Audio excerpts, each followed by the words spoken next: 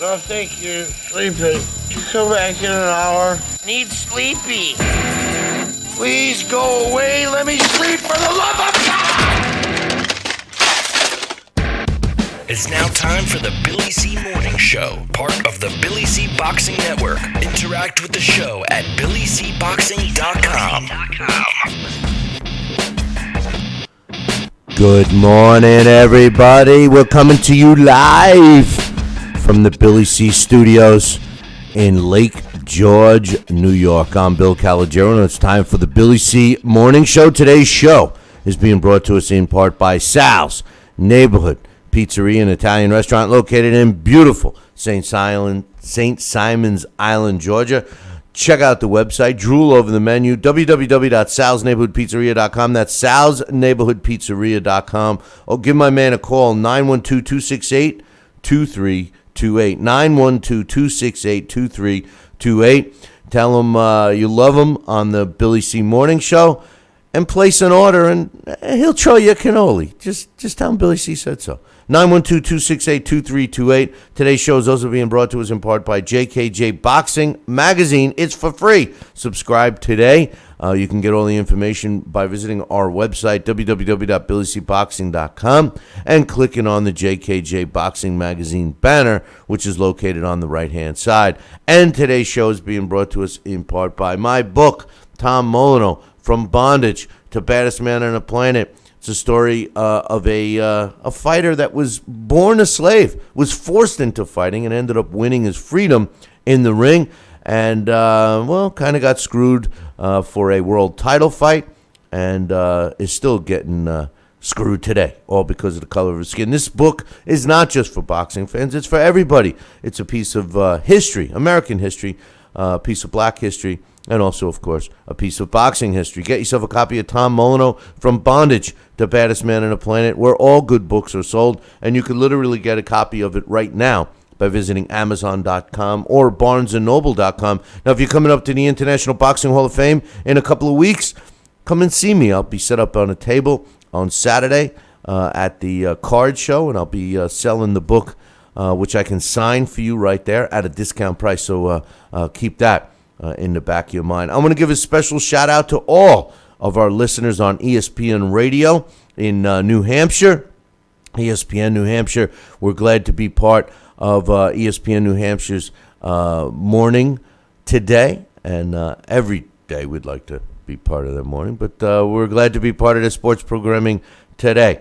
And we got a lot of stuff to talk about today. I got a couple of emails to read. The big news is Alexander Povetkin and Deontay Wilder, the big heavyweight showdown, the big fight that I thought would really see how good Deontay Wilder is, has been postponed because, or canceled, we don't really know yet, because allegedly, and we'll get more on this as time goes on, but allegedly Alexander Povetkin has tested positive for a steroid. We'll talk about that a little bit later.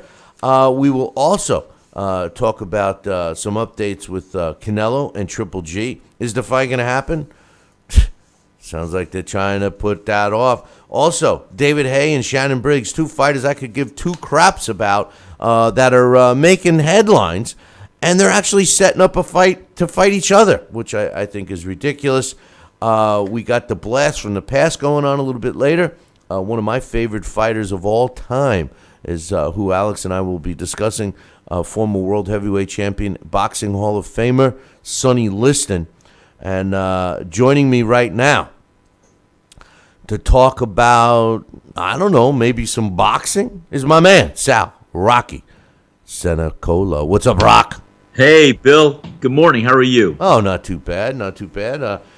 Give a shout out to everybody. We got a new chat room. It's a little different than the last one, Sal, but it's workable. It happens. You know, you got to make changes sometimes. Yeah, you go with the flow. You change. You make it happen. You improve. You strive. You keep it going. Keep evolving. You know, one of the things you and I were just talking about before we got on air was the Alexander Povetkin and Deontay Wilder situation with the steroids. Before I get into that a little more, I wanted to get your take on something. It was announced yesterday that a promotional company out of New Jersey, Hey, including Larry Holmes is part of it, is starting to promote a fight between Marvin Hagler Jr. and Ray Leonard Jr. to take place April 8th next year, 2017, in Atlantic City, 30 years to the actual date that Ray Leonard and Marvin Hagler fought. And they want to put it on pay-per-view and all this stuff. Here's my first question to you, Sal. First of all, who the hell is Marvin Hagler Jr. and Ray Leonard Jr.? I haven't seen either one of them.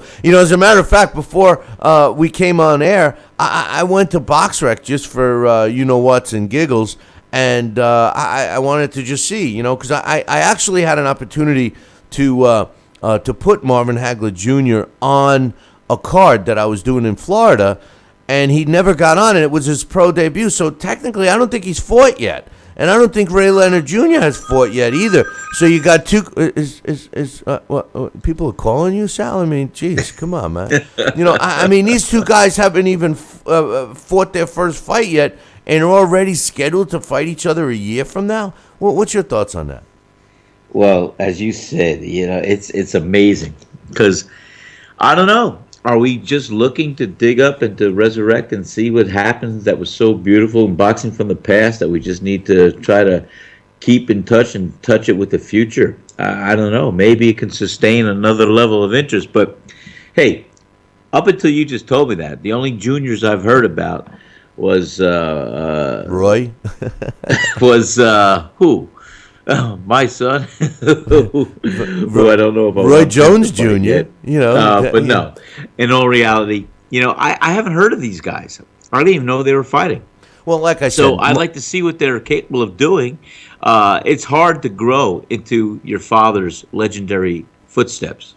Well, like I said, Marvin Hagler Jr. supposedly, which I didn't even, to be honest with you, I never even really knew he had a son, but Marvin Hagler Jr., like I said, I was trying to get him on a card in Florida, but they were very, let's just say, fickle of who they would fight and all of this stuff.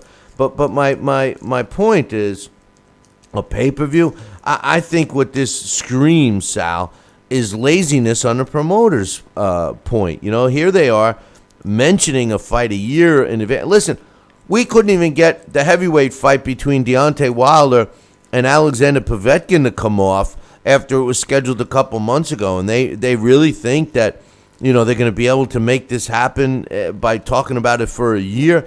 I just think it's a show of lazy promotion to try to resurrect, like you said, some names that people are familiar with. Yeah, and I agree with you. And, you never know what happens in the course of a year in a fight game. I mean, fighters could be in a game one year and gone the next. It's just a matter. Injuries occur, things happen. And these guys got to fight. If there's something, they've got to also fight and they've got to win. Otherwise, what are they doing? They're going to sit around in a glass bubble training for a year before they fight? Forget about it. Yeah, but who cares? In other words, I don't care either. I mean, look at the interest of Julio Cesar Chavez Jr. I mean, he was a good fighter, but he's not his father. You have Aaron Pryor Jr. making some noise, but not like his father. So you have it's hard when your father is a stellar champion, and especially from the era that I fought in and everything else. It's hard to duplicate that. It really is. Well, like you got Shane Mosley Jr., Antonio Tarver's son is fighting. I mean, but these guys are fighting. We're at least able to talk about them. The way you rattle off the names, I got a tear welting up in my eye. You obviously are up on it too. And the thing is this: Marvin Hagler Jr. and Ray Leonard Jr. They both may not have even made their pro debut. So how do you try to get this fight to happen? What significance is there behind it, other than the fact that they're the sons of two legends that fought 30 years ago, when it will be 30 years ago next year? That's the significance. And then you expect people to pay for that? We don't even know if these guys, for all we know, they never fought really, and I don't know. It's so funny, Bill, you should say that because, you would think if these guys were active fighters, there would be noise and media all around them. And like I said, the last time I ever heard or have even seen Sugar Ray Leonard's son was when he was a little kid doing a commercial with his dad, and that's it. So right, and that means but that was It's not like he's still a little kid, No. I remember watching Hector Macho Camacho holding up Hector Jr. after a fight, as a baby, and Hector Jr. now is pushing 40, So I mean, these guys aren't that young anymore, If it's those original children we know about, maybe it's not. I don't know. That's what I'm saying. If these guys were active, serious fighters, don't you think we would have heard about them making a little noise somewhere in a boxing game? I would have thought. Hey, let's give a shout out to Coach. My man, Coach, finally found the chat room. I see that. Yeah. Hey, Coach. The chat room's been the chat room's been kind of MIA for a little bit. So we'll see what happens with people trying to find us. If you are watching or listening on a live stream, come on over to BillyCBoxing.com and go into the chat room and check out the new chat room. So anyway, I like it, Bill. I like it. Well, it's pretty simple. The other one was not working out. But anyway, I got a quick email, 2 points here from my man Jesse before we take a break. Jesse says, hey, Billy C., I think Andy Ruiz Jr. has to step it up a level and fight guys such as Gerald Washington, Arturo Spitska, Amir Mansour, Charles Martin, Jarrell Miller, or Trevor Bryan. Andy must step up and fight top-level fighters, no more of these washed-up fighters like Ray Austin. He did. Dax is in the chat room saying it was hard to get on the chat room. It wasn't that hard. All I had to do is type. Name. Well, I did. I know. I guess he doesn't have his hands working today because all I had to do is type my hand in and hit enter and I was in. But anyway, the other one was actually harder. You had to have a Facebook account. But anyway, Jesse, I agree to a degree. Andy Ruiz Jr. Is a fighter that has been fighting for a little bit, but I think that he's taken the sport more seriously of late. He's gotten into better shape. A year or so ago, I was very critical. He looked, all I could say is that I was in way better shape than him. So what does that tell you? If I look like the Pillsbury Doughboy, he's, what did they call, who's that big with the like not Drake's Cakes, but was it Big Boy or something like that? Remember the character? Yeah. You know what I'm talking about? A big fat kid. That's kind of what he looked like. Ray Austin, I agree, shouldn't have been fighting, and I don't think we can give Andy Ruiz Jr. much credit for beating him. But I think Spitska and Mansour and Charles Martin are in different category than Gerald Washington, Trevor Bryan, or Jarrell Miller. I think that Jarrell Miller and Bryan and Gerald Washington are at a similar level as Andy Ruiz Jr., and I think Spitzer and Mansour and Charles Martin are a notch above. So I would like to see him fight one of those, Washington, Miller, or Bryan fights, and then maybe evolve into a Spitzer or Mansour or Charles Martin. That's my opinion on that, Jesse. But anyway, you have any thoughts on that? Have you had a chance to see Andy Ruiz Jr. fight, Sal? No, I have not, Billy. I'm going to be honest with you. But I would like to start looking at him on YouTube and things and see what he's got. Yeah, well, he's got about an extra 100 pounds he should lose. Well, and as long as you and I don't find it, it's okay. That's true. Exactly. I got to watch my weight too. I got to take some pounds off. I'm starting my training again, my training regimen. Well, there might be an opportunity for you the way this sport is going lately. I'm telling you, even with my torn rotator cuff. Hey, listen, I'm going to take a short break. Now, I got a second part of Jesse's email, which is interesting. And when we come back from break, I'm going to read it, and you and I are going to give our thoughts, Sal, because it actually is an issue that I talk about a lot. So let's take a break, and when we come back, we'll finish up Jesse's email. I got another one after that, and then we're going to talk about this Deontay Wilder-Alexander Povetkin fight getting postponed and or canceled due to a dirty steroid test. Yes, sir. I think we should definitely delve into that a little bit. I'm going to go get a cup of coffee. All right, man. We'll be back in 2. The Billy C. Morning Show will be right back. Hey, fight fans. Check out KOFantasyBoxing.com. KO Fantasy Boxing is boxing's only trademarked fantasy game.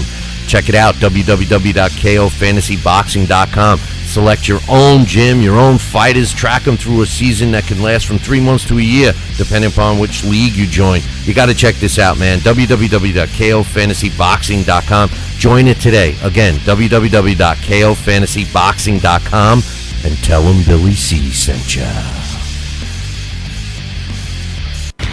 Check out BillyCBoxing.com now, or feel the wrath of the mighty mustache. Oh, that hurts. Why are you doing that to my face? I hate you. That's BillyCBoxing.com. Consider this your warning. Now, back to the Billy C. Morning Show. Interact with the show at BillyCBoxing.com.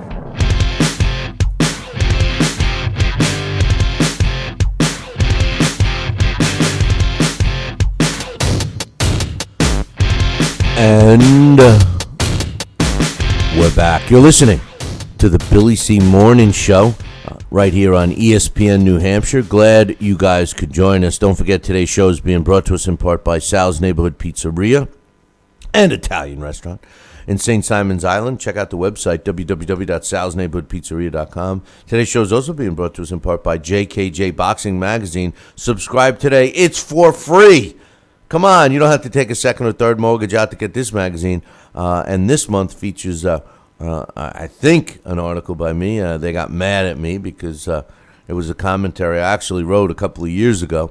And they felt that, they felt I was cutting them up, which wasn't the case. But and we also have an article about the blast from the past in there. So check it out. You can find out about JKJ Boxing Magazine by visiting our website, www.billycboxing.com, and clicking on the JKJ Boxing Magazine banner, which is located on the right-hand side.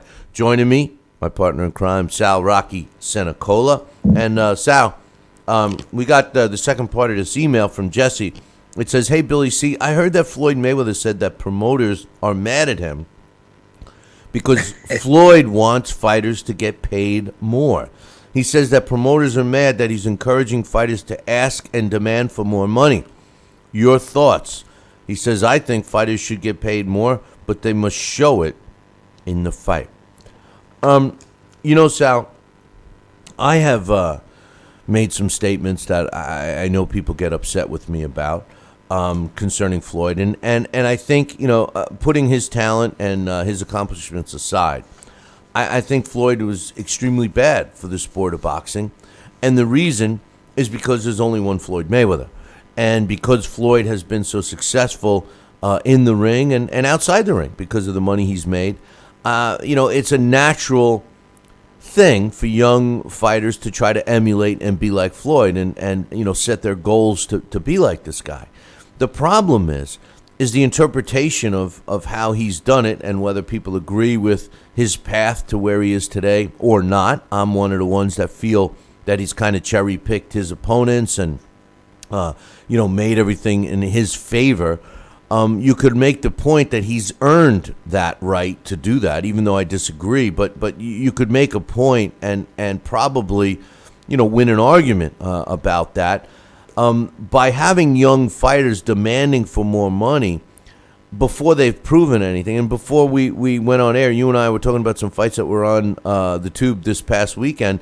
And it's a great example. Yeah, two guys fighting, But how do they demand to get more money when they haven't developed a brand? Nobody knows who they are. I mean, to me, it's a negative for the sport. I feel that fighters should get paid more, but they need to earn that money by becoming a fan favorite, or even if a fan doesn't like you, as long as you're selling tickets. What's your thoughts on that? Well, let's put it this way. In the old adage, Business 101, you've got to raise revenue to pay revenue. And as you said, if a fighter is coming up the stream and he's in the mainstream window and he's exciting, he has an audience, people are demanding to see what he can do next, then you know what? He's marketing himself and he can call for some money. I'm not saying a lot, but whatever he can do, a percentage. Kudos to him. That's what you're supposed to do. You're supposed to be in the best fighter you can be, and you're supposed to carry yourself respectable inside and outside the ring. And if you're a person that people like and want to see, and you demand the marketability of selling tickets, then that's fine. You deserve some of that revenue. But when you're an unknown entity or quantity, and you have no real marketing appeal to the public, you're asking for something you don't deserve yet. And I do give Mayweather credit for leveraging himself and doing things that he did make himself saleable. And I think that that says a lot. But whether you agree with his idea or approach or not, other fighters that are just coming up, such as the ones that just fought this past weekend, I didn't know that they existed this past weekend, and it's just a matter of finding the right people that want to get behind the fighters and their brand and take on all the comers that are willing to be in their path as they go to the title. My stance also, Billy, is this: the game was originally prize fighting. I believe there should be two set amounts of money. One going to the winner of the fight and one going to the loser of the fight. That means let's have both fighters strive and do their best to win. Not already spoiled, know how much money they're going to have in a bank. Let's fight. Let the winner of the fight get the larger purse. I don't care if he's undefeated champion. If he's going to defend his title and there's a guy that's coming up and he has his number that night, then let that guy get the bigger purse. Let's get these guys fighting for the biggest purse they can and let them earn it and deserve it, and not just pre-sign and be spoiled about what they're going to get in the millions. I've always looked forward to the Crackerjack prize. When it used to be a good one. Now it's like some stupid tattoo or sticker. Damn it, I don't want that. I want. When I was a kid, they used to give away like diamond rings and little mini cars in there and something worthwhile. Now it's like oh man, I bought these Cracker Jacks for this. Come on, man. But I agree with you and you're absolutely right. For people that don't know, back in the day when boxing first started, that's exactly what happened. The winner of the fight would actually win all the money that was put up, and they would take up a collection. In most cases, they would take up a collection from the fans to pay the loser of the fight. So, I mean, in theory, to give the winner a larger piece of the purse, I love it, because now you'll have a fighter that really has something to fight for. And like you said, Sal, these guys are guaranteed money whether they win or lose. And how many fights have we seen where fighters just they quit on their stool or the corner, they'll fight another day. Of course they'll fight another day. They just got paid, and at the end of the day, the fan is the one that's getting screwed. That's right. Exactly. So, like I said, I'm a big proponent of that. Let the winner of the fight get the main purse, and the loser gets his concession second purse. That's it. We got another email here before we get into some of the topics I want to talk about real quick. And this one's from my man Joel. He says, hey, Billy C., what's your thoughts on Conor McGregor and Floyd Mayweather possibly fighting? Think it's all talk. He says, I personally don't think it will ever happen. And he's got another point here, but as far as the Conor McGregor and Floyd Mayweather possibly fighting, For anybody that watches this show that's not a big MMA fan like myself, Conor McGregor is the big name in MMA right now, UFC specifically, and he's had some unkind words for Floyd Mayweather over the last several months. And Floyd, of course, likes to play games with all of his fans and their heads, so he put it out there that he would be willing to fight him, which I don't think would ever happen. But the truth of the matter is as much as I am not a Floyd Mayweather fan, I believe that the boxer will always win, Sal. I think the better boxer, will always win when it comes to UFC or MMA, or if it's fought as boxing rules, because Floyd would never fight MMA rules. It would have to, Conor McGregor would have to come and fight under all of Floyd's rules. I don't see, first of all, I don't see the fight happening, and second of all, I don't see him winning. I see Floyd winning the fight. What do you think? Well, if it's on the boxing rules, that level, yeah, I definitely see Floyd Mayweather winning. In fact, I was on the news this morning just scanning all the Google topics of boxing, and I came across a piece where Freddie Roach offered to help train McGregor if they fight. I can't believe it. Like you said, life imitates art, or art imitates life. Who knows? But yeah, I think Mayweather, if he had that fight, he would use all his concessions and pulls, and he'd make the playing field level on his terms. And I think that he would definitely outbox and, as we used to say, pepper a little bit of McGregor's out of the ring. The second point that Joel makes is, he says, were you as disappointed as me with Povetkin for popping Melodium, and now the fight being canceled for this Saturday? At least the rest of the card goes on, which I still feel is strong. Which is a good segue for us, Sal. Yeah, thanks for the email, Joel. Yeah, the WBC has stepped up and has postponed this fight, saying that it was postponed. It was scheduled for the 21st in Russia. It was going to be a fight that I felt would be a big test for Deontay Wilder. I think that Alexander Povetkin would have been the toughest opponent and first real opponent that Deontay Wilder fought. But according to reports, he has tested positive. He failed the drug test, and the fight's canceled. You know a little about the drug that he tested positive for. We got about 2 minutes before we got to go to break, so why don't you start giving us a little background of that drug, and then we'll take a break and get back to it.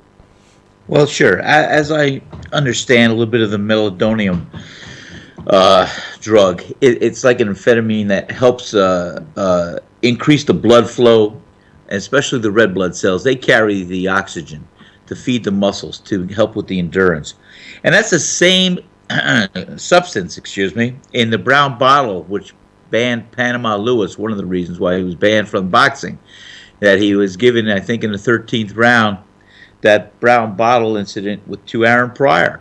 Supposedly, it had inside of it some type of amphetamine that helped open up and help Aaron Pryor's blood flow with the oxygenated blood cells, giving him some energy and endurance in those later rounds. So, I don't know. It's they've looked for competitive edges in the game of boxing to be legal under or illegal underneath the wire.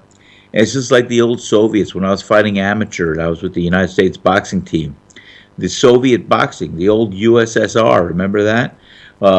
Those fighters were known, or athletes were known, for blood doping. And if you want to wait, I'll explain what blood doping is that I understand it to be. I'm not a doctor. But on our break when we come back, or I can get into it now, or whatever you like. Sal's not a doctor, but I think he stayed at a Holiday Inn Express last night. So, so you might, and you're actually playing one on the radio right now. So, when we come back, we are going to take a short little break right now, and when we come back, we're going to get Dr. Sal Rocky Cenicola's opinion on what this whole thing is, and I can't wait. Listen, you got a chance now to go get dressed in your scrubs and you'll be fully set for this. Absolutely. After we come back, get a mask and my gloves, my rubber gloves, and that's it. And then next time I call you, I'll just be like, "Hey, Sal, yeah, what's up, Doc?" The Billy C. Morning Show will be right back. Hey, fight fans, check out KOFantasyBoxing.com.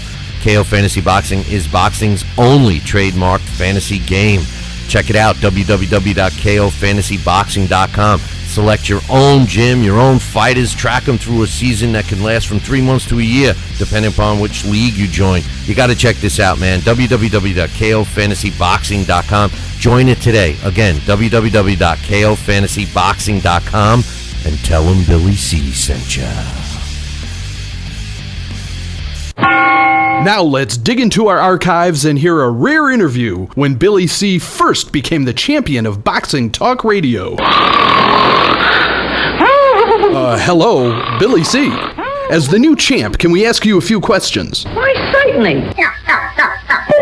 Okay, your fans would like to know how you and your corner have successfully walloped the competition. We're not ordinary people. We're morons. Anything else? I'm a victim of circumstance. Did your success finally come when you made the show 5 days a week for 2 hours? What do you think? I'm trying to think, but nothing happens. Now, please tell the listeners what you've learned from making it this far. Certainly. If at first you don't succeed, keep on sucking till you do succeed. Great words of wisdom, Billy C. Keep up the great work as the undisputed People's Champion with your show, Talkin' Boxing with Billy C. Any last words to anyone who's listening? This is your fault, you bonehead.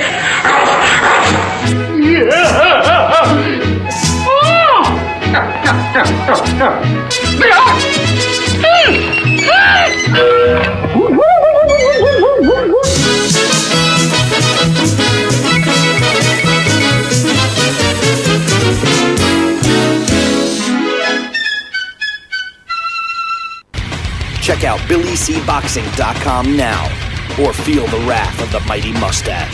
Oh, that hurts. Why are you doing that to my face? I hate you. That's BillyCBoxing.com. Consider this your warning. Now back to the Billy C. Morning Show. Interact with the show at BillyCBoxing.com.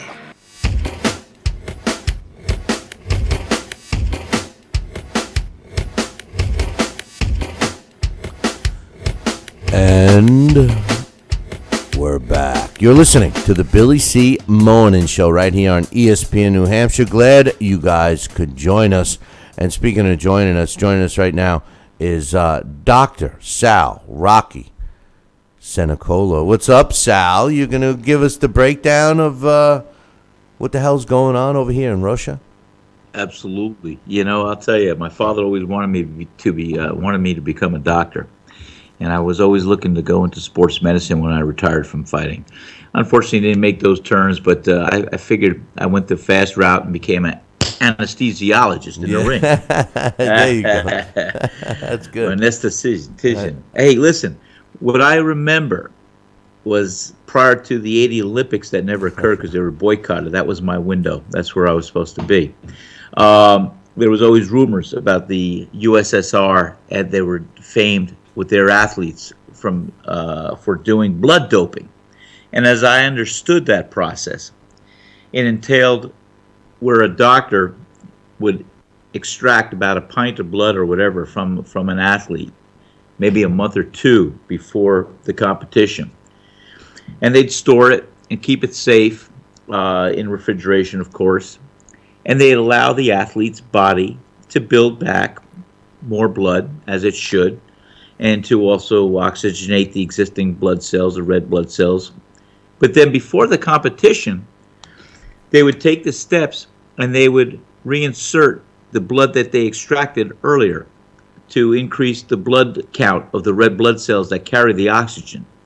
Now, some of the things that they also would do is increase your blood pressure, obviously. But that was how I understood blood doping at that time was practiced. What does that do? What does it do?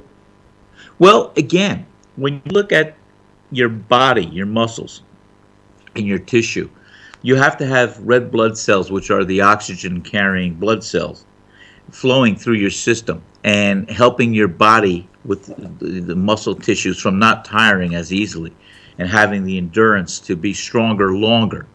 And that's what these abundance of red blood cells would actually help do.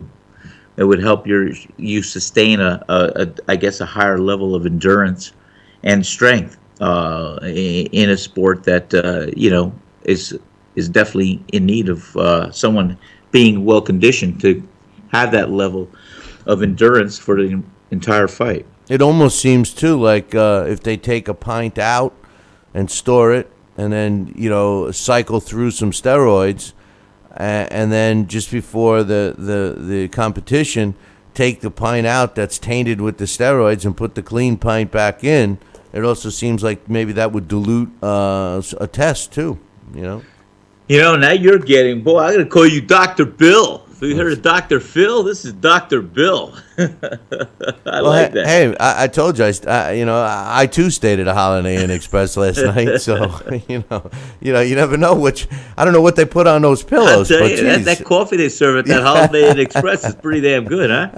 Well, the one near you has a pretty good breakfast. But anyway, hey, so let's stop promoting them. We got to charge them to promote them. But that's right. You're right. Let's get that. That'll be one of our future sponsors. Yeah, And by the way, anybody out there that wants to become a sponsor of this show, reach out to us. Now's the time. We got a lot of things cooking, and now's the time to do that. Drop me an email, Billy@TalkinBoxing, TalkinBoxing.com. Deontay Wilder's pissed off, and I agree with him, Sal. And he said this, and I quote. I'm very disappointed that due to Povetkin's failed drug test, this fight's not going to happen. He says, I worked very hard to prepare myself for this important title defense, spending the last 2 weeks training in England to get accustomed to the fighting in Europe. I wanted to give the fans a great show, but we understand the WBC's position that the fight must occur on an even playing field. He says, this is a huge disappointment and a setback to my goals in boxing. I want to be an active heavyweight champ, and still my goal is to collect all these belts and become the undisputed heavyweight champion of the world. What does a fighter go through? I don't know if you've ever had to go through this, Sal, but what does a fighter go through mentally when they're preparing, and then all of a sudden the fight is canceled either due to something like this, an injury, to their opponent, or even an injury to themselves? What does that do to, mentally to a fighter? Well, it's happened to me more times than I can tell you, Bill. Whether it was a cracked hand or a shin splint or stress fracture. When you're training and going through like the old school that I went through, your body, you got to stress the body and you got to rest the body. And I'll tell you what, after I had my 18th victory, I was undefeated. I had a fight to fight for the USBA championship against Johnny Bumpus, who was from Bethesda. No, not Johnny Bumpus. What was it? Johnny Bump City Bumpus? Oh, gosh, I forgot his name. He was from Bethesda, Maryland, like Sugar Ray Leonard. And great fighter. And we were supposed to fight. And supposedly before the fight, he broke his hand and pulled out of the fight. And so, yeah, it's very frustrating. You have a window you're shooting for, and you're looking at opportunities. And for whatever reason, a fight might not come up, and might not come off. And the fighter's name that I was going to fight was Kenny Bazemore from Bethesda, Maryland, I think it was. Kenny Bazemore. Kenny Bazemore. He was the USBA fighter champion at the time. We were supposed to fight for that USBA title. Kenny Bazemore, John Bump City Bumpus. Yeah, I can see where you get those two names confused. Now, Lou DiBella, who has become the mouthpiece, and basically just he's like the mouth. Remember the mouth of the South in wrestling? Well, he's the mouth of the Northeast, and he's kind of been inserted whenever Al Heyman needs a promoter to act like he's the promoter of one of his fighters, like Deontay Wilder. All of a sudden, DiBella comes in, and his statement kind of gives me a different picture. Let me read it to you. And this was in response to Andrei Rabininsky, who was the promoter out of Russia. We'll get to his in a minute, but after his statement, DeBella said, based on Povetkin's positive test with the health and safety of Deontay Wilder and the paramount consideration, this fight couldn't possibly take place on Saturday, meaning this week. As a result, Povetkin's use of a banned substance was a breach of contract. Deontay Wilder has been deprived of an opportunity to defend his title as he was prepared to do on an even playing field. He and his team have suffered substantial damages as a result. Any talk of rescheduling this fight by Mr. Rabininsky at this point is unfounded and premature. Team Wilder will await further communications from the WBC and will weigh all of our options when that has transpired. I don't know about you, Sal, but to me it sounds like they're kind of rooting for them to say forget it and suspend Povetkin for X amount of time and demandate him as Deontay Wilder's mandatory title challenge. What do you think? Yeah, I think so, and I would almost agree with that process to take place. I mean, here's the guy. You know the rules. You should know the rules, and a lot of these guys will play ignorant as far as not knowing of a substance even being given to them. I could tell you some stories off air about some big world champions and what happened through what they used to do. But anyway, that's another story. The whole intent of this fight to be on a level playing field, this and every fight, and to have the window of opportunity to be negated because of an incident such as blood doping or some type of drug or enhancement going in your system when it's not supposed to be, then you know what? Then that cancels the fight, cancels the purse, cancels a lot of things. And I think the guy should lose his turn. And I'm a hard liner on that because you know the story going in. You're not supposed to do something and you do it. Forget about it. You know, you blew your opportunity. Let's put him down a ring and see if he can come back in a year or two, 6 months, and let's let the next guy rise to the top as far as number one ranked contender.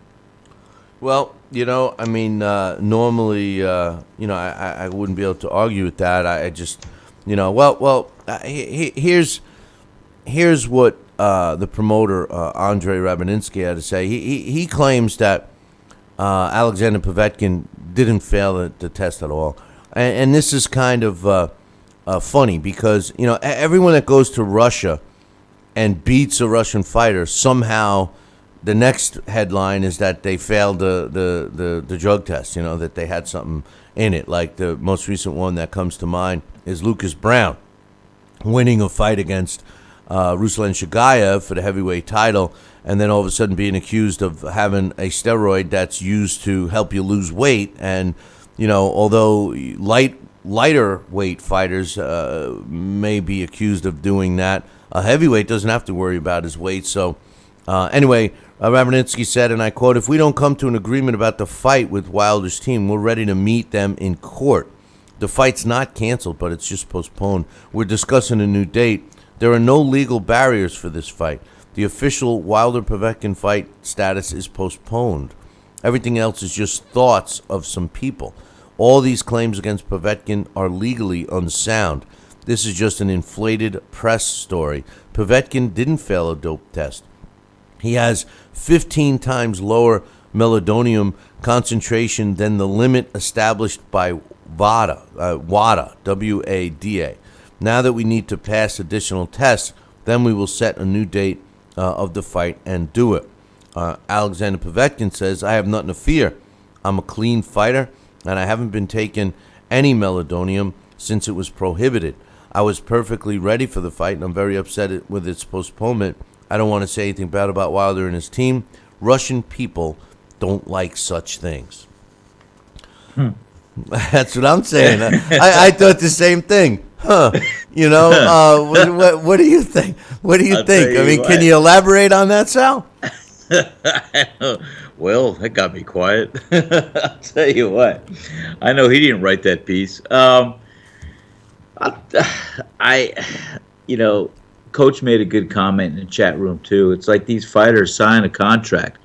That means you're also supposed to make the weight, and that's the title you're fighting for, a certain weight class. And for these fighters today not to be disciplined in the idea of the things that they're supposed to rise to the occasion, unassisted by any medical or drugs or anything else, and or legal or illegal, and also in the position to make the weight before the fight. These are part of the things and the responsibilities that a professional, let's use the word professional athlete, should adhere to. It should be accounted for right there and held up to. Otherwise, if you're not that kind of a professional, then you don't deserve all the accolades and all the trimmings that go along with that status. Let's get some respect back into the game and do what you got to do and do it right. It makes me wonder. I don't know about all these testing agencies, Olympic style testing and everything. There's USADA, there's VADA, the one that I'm reading from Rabininsky's quotes is WADA, W-A-D-A. I don't know if that was a typo or what. But the Voluntary Anti-Doping Agency, I always get them confused. One of them does not report up to a certain percentage of something found in your blood, and one reports every little bit of whatever banned substance is found. And that's been an argument a lot of times about the aforementioned Floyd Mayweather Jr. He always insists upon his specific one. Does blood transfusions before tests, seems to get notified before they're going to test him. And a lot of people believe, although he's never been caught, a lot of people believe that he's clearly on something. I don't know if I believe it, only because, the only thing he could be on is, something to help him run and keep his wind more. It certainly hasn't helped him in the power department. But with all that said, I mean, the problem with these testing agencies is that I believe that both fighters need to be tested by the same agency, and I'm not so sure that that's the case all the time. I agree with you. I mean, it should be one agency's standards that everybody could agree upon, and then one agency testing both fighters. I agree about that. I'm gonna give a plug.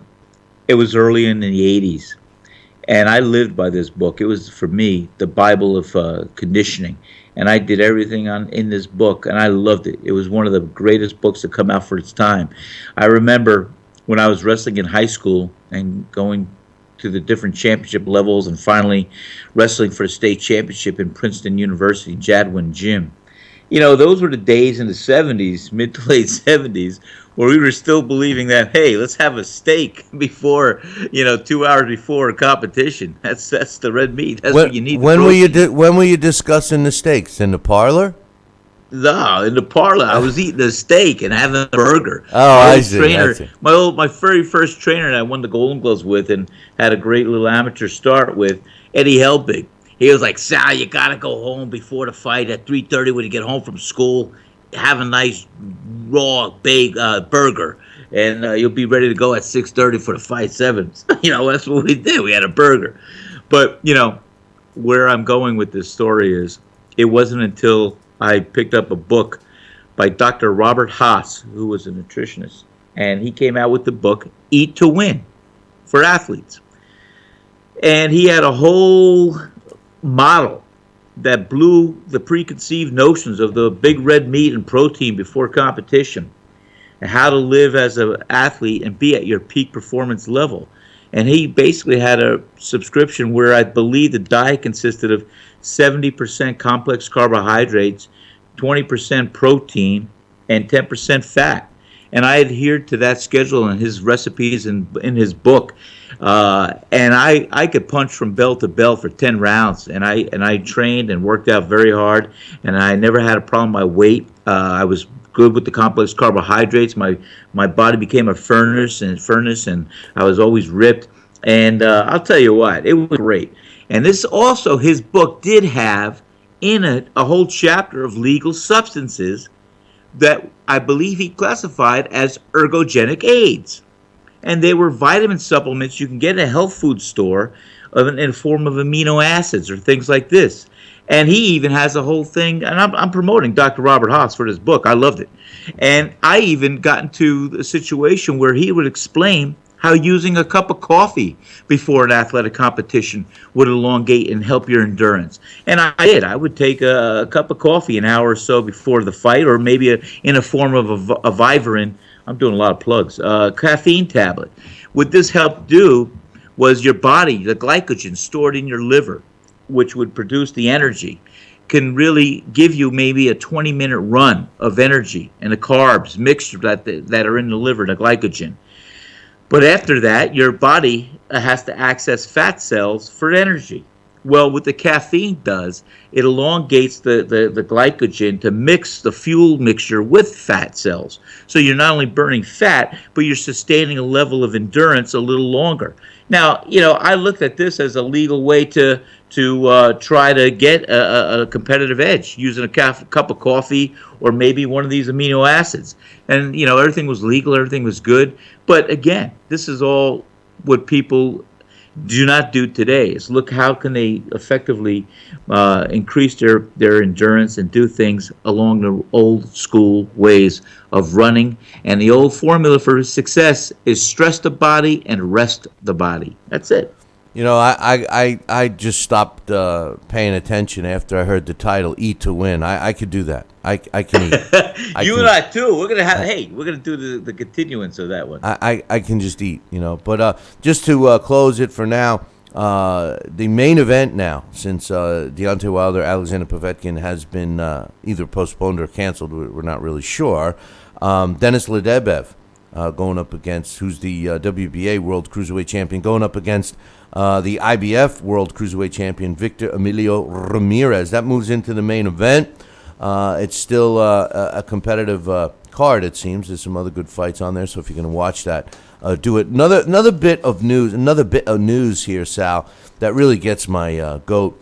The rumors are starting already. Now, Triple G and Saul Canelo Alvarez seem to be on a collision course. It's a fight that we wanted to see in both of them in their last fights, and we didn't. The WBC put their foot down after their previous fights and said they must fight each other. Then they lifted their foot up and said, well, they get to make another title defense each, and then they must fight each other.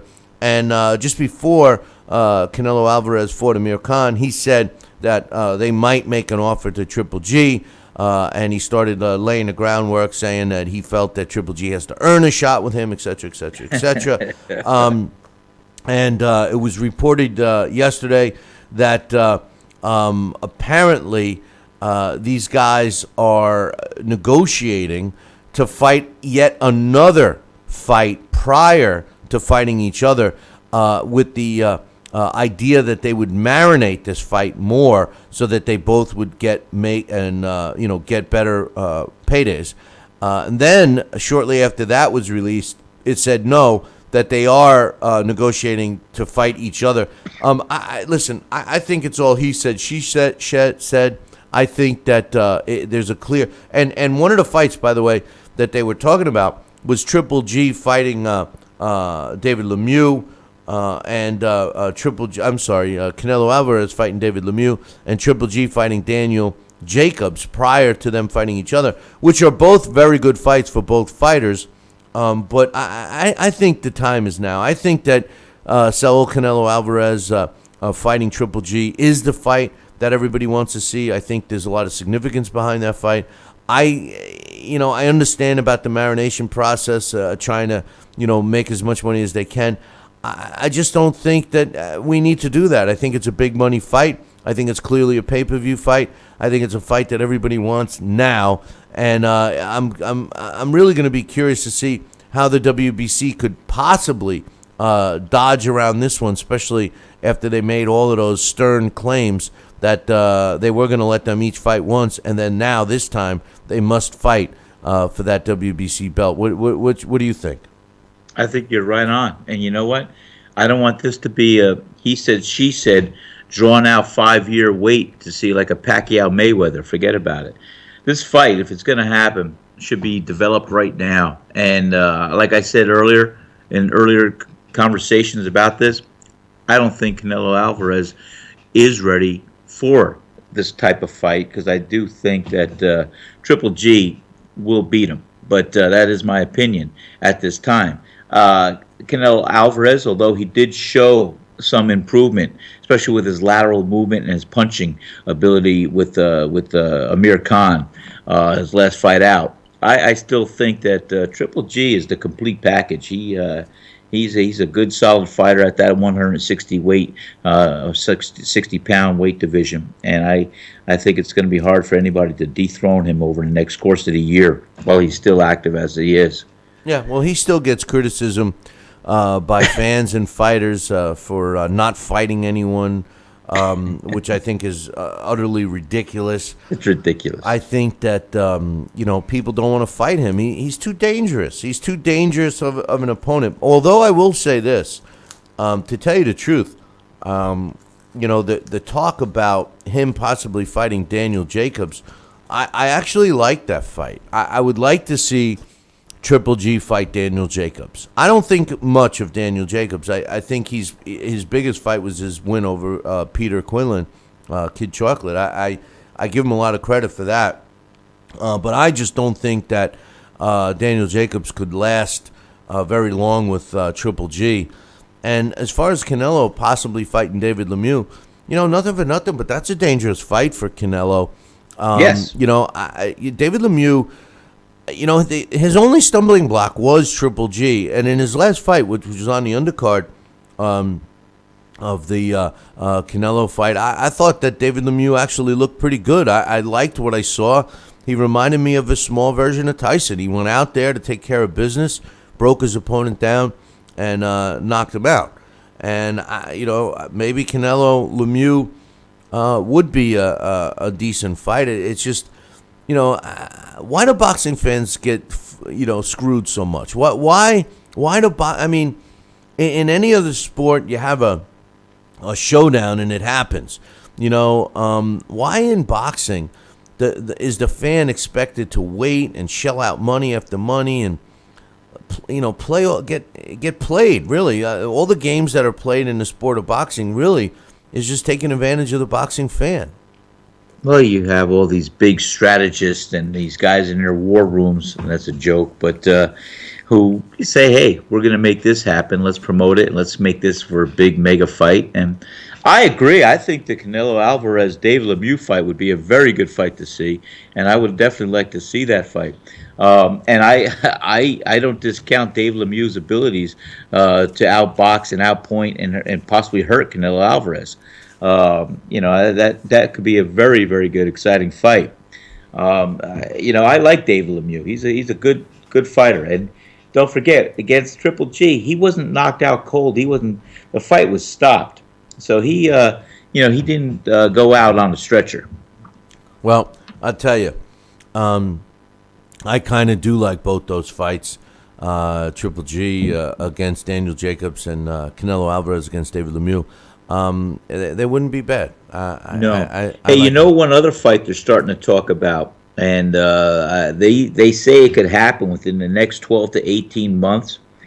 And I'll tell you what, this could be a pretty good fight, but it would be Anthony Joshua versus Deontay Wilder. Well, that obviously that fight has to happen first at some point. But what I think will happen first is David Haye will win his next fight. Shannon Briggs will win his next fight. Those two will fight each other, and then the winner of that fight is going to get Anthony Joshua, I believe. But I think you're right. And how about I saw a picture, Tyson Fury, grossly overweight. Tyson Fury. Listen, Tyson Fury made his life check. He doesn't have to worry anymore. I tell you right now, if Vladimir Klitschko doesn't beat Tyson Fury in the rematch, Vladimir's done. Tyson Fury will end up fighting Anthony Joshua.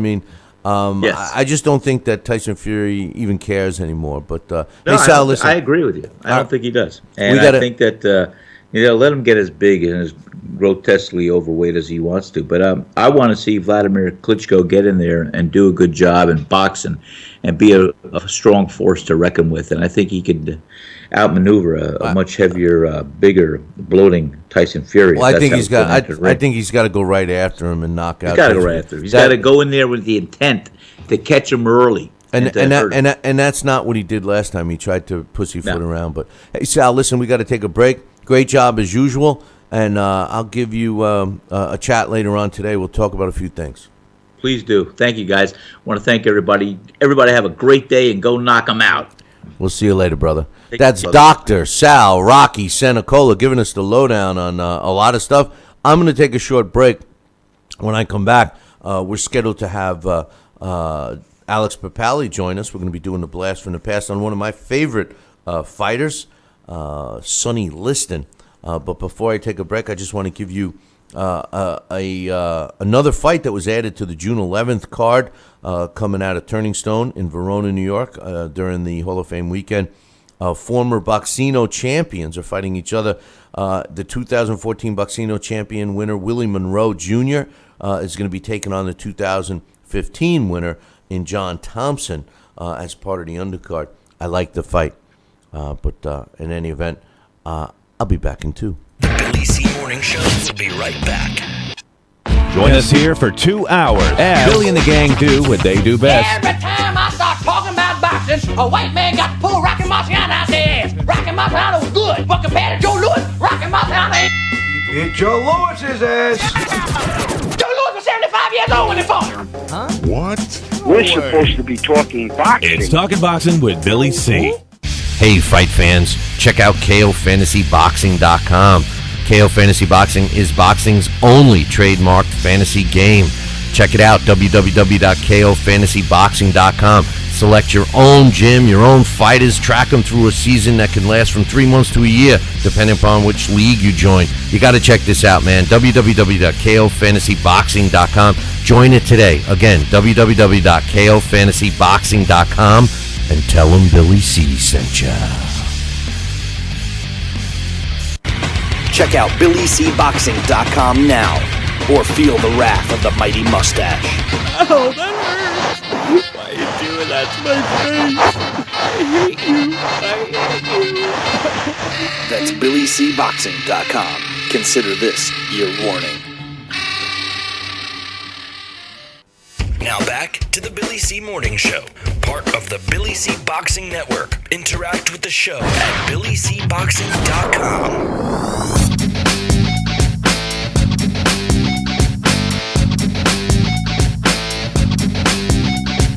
And we're back. We're back. We're back. We're back. We're back. You're listening to the Billy C. Morning Show right here on ESPN New Hampshire. Glad you guys could join us. We're glad to be part of your morning, as usual. But hey, listen, we got a lot of stuff going on that we were talking about. But one of my favorite things is, Blast from the past. We shine the spotlight again on fighters from years past. Marciano, top-ranking heavyweight. Joe Louis is the leading contender. Sonny Liston must be the greatest. Joe Frazier with a left hook. Good right hand thrown by Foreman that time. Look at that left hook. That belt that goes to Ray Mancini. It's Blast from the Past on Talkin' Boxing. And this week's Blast from the Past, which is being sponsored by KOFantasyBoxing.com. Check it out, www.KOFantasyBoxing.com.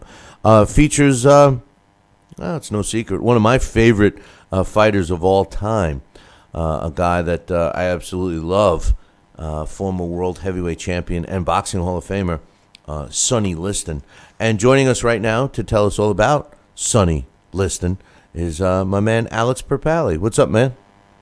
Hey, Billy C. Good morning to you. Good morning to good morning to you. It sounds like do you still have your fitty pajamas on? No. Oh, I'm okay. actually fully dressed. Okay. Okay. I haven't brushed my teeth. Whoa! Even brushed your teeth, for No, radio. I had. He hasn't. Okay, all right. I see. I'm drinking coffee. Okay, all right. Well, you got to brush your teeth after coffee. If you don't do that. Yeah, I guess I sound a little nasally, huh? Hey, you sound like you just, rolled out of bed. I know this was kind of a last-minute thing for you. So I was, But Sonny Liston, you knew that you saw the trend over the last several weeks. I'm starting to go with some guys that I was holding off on and have done in the past for different segments of the show. But Sonny Liston, as you know, is one of my favorite fighters, and quite the story. This guy, I mean, from his unknown birth all the way up to his unknown death. There's question marks about the actual day of his birth and the actual day of his death. But why don't you start off and give us a little backdrop of the Bear? Yeah, that's one of the things that Bert Sugar used to say about him is that no one knows the day he was born or the day he died. Yeah, that's true. And it is, you could ballpark it.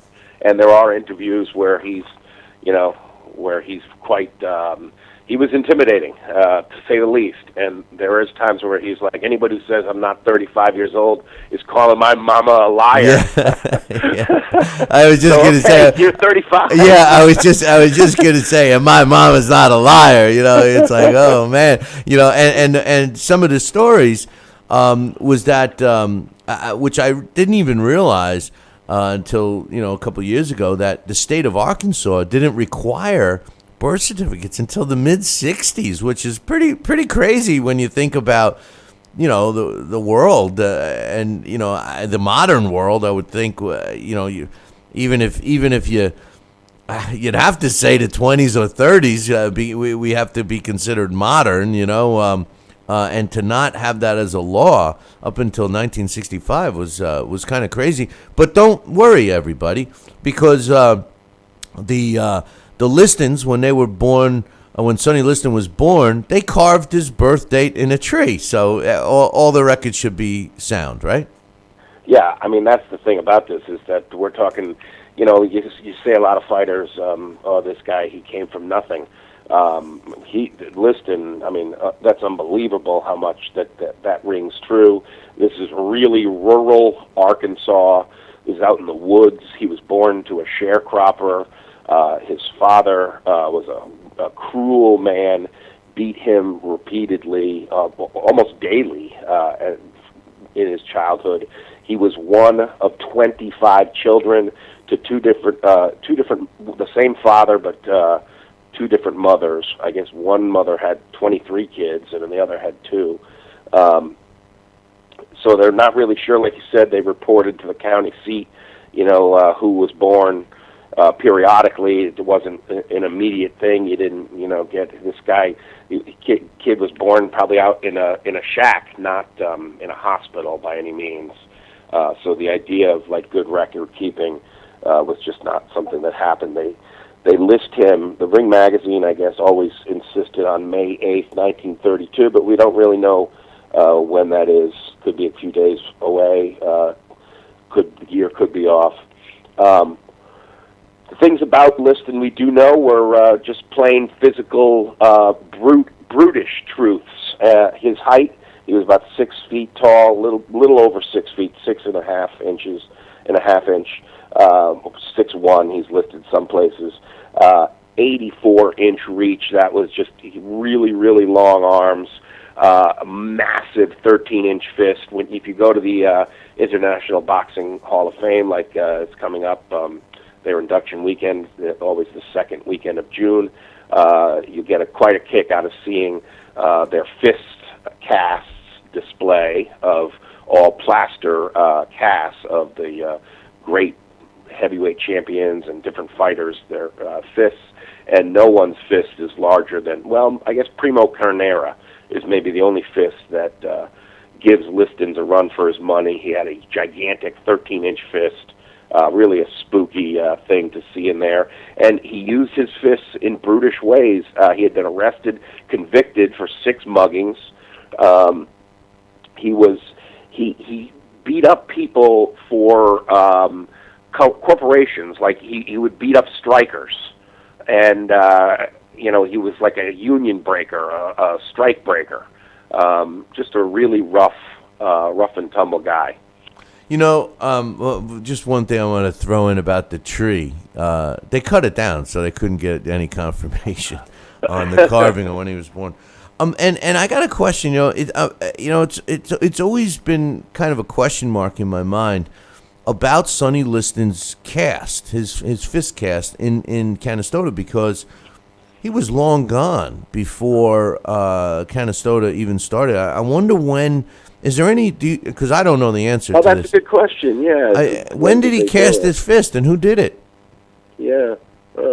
Because he died in 1970.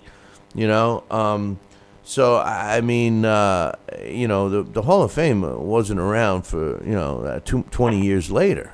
So obviously somebody must have cast his fist somehow. And then, yeah, it must have been a tradition, because they even had in the whole old timer section. Did the Ring magazine do it? Did the Ring magazine do it? Maybe it was, yeah, because I think the way that they're doing it now, every time that they talk about it, it's Friday afternoon when they do it at the induction weekend. And the guy who does it, boy, I wish I remembered his name, but he describes the process. They use dental plaster. It's an alginate, I think it's called. So maybe that method is newer, but some form of fist casting has probably been around, because they do have those old style ones. Because Carnera, the Hall of Fame wasn't around, and the same thing with Jack Johnson. He has such that. It does not look gigantic. His look like an elegant fist, but they do have the fists of some of the old timers. You talked about him, getting beatings from his father on a regular basis. It could be one of the main reasons why he turned out to be so mean. When he was in Missouri in St. Louis, it didn't help much that the cops, and because of the racial tension, of course, during his life, it didn't help much that they were always picking on him too, and he felt that whether he wasn't exactly a great guy, like you said, he was getting paid to beat people up, even before he was a professional fighter, but he constantly was in trouble. They would drive by him and see him and start harassing him and stuff. And that had to play a little bit with his psyche too, because this was a guy, and we talked about it briefly last week. Mike Tyson everybody thought was a mean guy, and pretty much he acted that way in the ring, and all the way up until his breakdown, we all thought that this was this mean, a kid from the streets, and he enjoyed inflicting pain on people. He wanted to eat your kids, all of the things that have come out of his mouth. And then later we get to find out that, a lot of that was all BS, and, he was a real sensitive guy when push comes to shove, and he had a lot of issues, Well, Sonny Liston, although we never got to see a different side of Sonny Liston, he seemed like a guy that enjoyed breaking people's faces and really hurting people. I mean, that was a big difference between these two guys, Alex. Yeah, I wonder how much it would be if some of it was the media of the time, because you're right. I mean, I think that we definitely saw, there was almost like a Tyson became this little Oliver Twist type figure where, he was a brutal kid to start out, and then he met this wonderful old man who taught him how to channel that rage into the ring, and now he's like this little Cinderella figure. Liston did not benefit from that sort of a reinterpretation. The media was different in one thing, and I think boxing especially needed a sort of binary view of the world. At the time, you had Floyd Patterson, who was definitely this sort of Boy Scout positive image of, and I think race, of course, is a major part of this, because we're talking about, these are American champions, and America's racial history is, there's no secret about it being complicated, to say the least. And and so it was like Patterson, who was the champion when Liston was coming up, was this sort of the good black figure, and Liston was the scary black figure who, even though to some degree, and I think this would definitely, if he was around today, people would like him more, because that sort of personality, because if you look at his story, he fits this stereotype, and this was in an article I read, Robert Lipsyte, after he died. He mentioned how Liston fed a comfortable black stereotype of he was saved by religion and a physical trade, because that's one of the ways that he first learned about boxing was through a Catholic priest in the joint when he was in like a youth facility, and then he had actually gotten beaten up the first time he started boxing when he was 13, and then he went back to it, I guess, later in life when he was in prison. But one of the things, I think he was conscious of this, and this would be, he wasn't like a Mike Tyson all those years later. Mike Tyson was always, you could get him talking. Liston wasn't talkative, he was sullen. So that helped that attitude that he was just a brooding, nasty, cruel person. It went a long way. And it's because he could bully you, too, and pick on people when he did talk. But I just wanted to mention this. This was something from an article called The Bad Guy of the Ring by Steve Cady. This is soon after they found his body when he passed away. This was a quote from Liston. "A boxing match is like a cowboy movie. There's got to be good guys and there's got to be bad guys. That's what people pay for, to see the bad guys get beat. So I'm the bad guy, but I change things. I don't get beat." Well, he didn't for the most part. Early on, we'll talk about his career in a couple of minutes here. But one thing I just want to mention, and I have Sonny Liston as one of my all-time great heavyweights, and I think that he's forgotten today, and I don't think people realize how good he really was. And the two fights with Ali, which incidentally, Ali's name was Cassius Clay at the time, and when you punch it up and you print out his box rec, they've actually become politically correct and revert back to Muhammad Ali as the name of the opponent, which I find kind of interesting when he hadn't even changed his name yet. But nonetheless, when he had a very short amateur career. As a matter of fact, it didn't even go 12 months. But the interesting thing is that he beat a 1952 Olympic gold medalist in Ed Sanders just prior to winning a Golden Gloves tournament in Chicago. So, I mean, he obviously could fight, and you mentioned his arm reach, 84 inches, 6'1" he was approximately, and had an 84-inch arm reach. How long and freaky is 84 inches for a 6'1" guy? Well, consider this, Batman. Vladimir Klitschko, I think, has 84 arm reach, right? I think Klitschko has an 84-inch reach. That's kind of freaky. That's the old saying. If you could drag your knuckles on the ground. I mean, this guy had very extremely long arms, which, nothing for nothing. I guess that's why he had one of the best jabs in the sport. Oh yeah, his jab was amazing. It was literally the consummate telephone pole jab, typically a human being's reach, it tends to be around the same number as their height. Yep. Like when you stretch your arms, if you're 72 inches tall, your reach usually is around 72 inches in a ballpark, give or take. So Liston's arms were a little longer than usual for a man of his height, and that definitely gave him a great jabbing. Because that's one of the things about reach and why eventually it was Randy Gordon, I think, in the 80s where they used the Randy's reach, and now HBO does it too, where they just measure the jabbing arm. And I would love to see that number on Liston, because where the fighter gets in his stance and puts out his jabbing arm, So the numbers you get are more like 34, 30, something like that. I'd love to see what Liston's was like that, because what you're actually getting in the 84 number is wingspan, and that's not as, you're not getting hit with 84 inches.